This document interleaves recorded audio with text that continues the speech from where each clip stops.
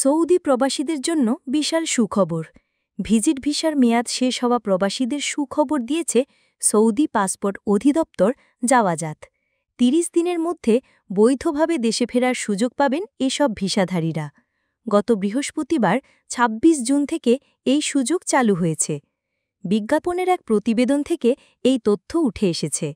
Visit ভিসার মেয়াদ শেষ হওয়া ছাড়াও যারা সৌদি আরব ছেড়ে নিজ দেশে ফিরতে চান তারাও এই সুযোগ কাজে লাগাতে পারেন। এক বিবৃতিতে পাসপোর্ট অধিদপ্তর থেকে জানানো হয়েছে, যেসব প্রবাসীর ভিসার মেয়াদ শেষ হয়ে গেছে তারা নির্ধারিত ফি ও জরিমানা পরিশোধ করে সৌদি আরব থেকে চূড়ান্ত প্রস্থানের জন্য আবেদন করতে পারবেন।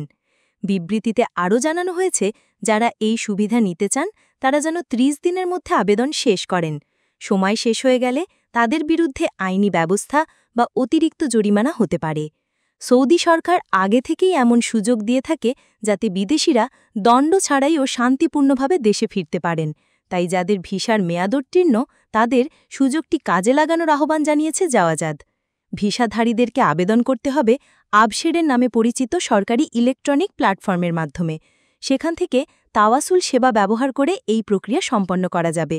যারা নিজে থেকে আবেদন করতে পারেন না তারা পরিচিত কেউ বা কোনো নিকটস্থ ভিসা সেবা কেন্দ্রে যোগাযোগ করতে পারেন। আবশের প্ল্যাটফর্ম ব্যবহারে সমস্যা হলে সাইবার ক্যাফের সহায়তাও নেওয়া যেতে পারে।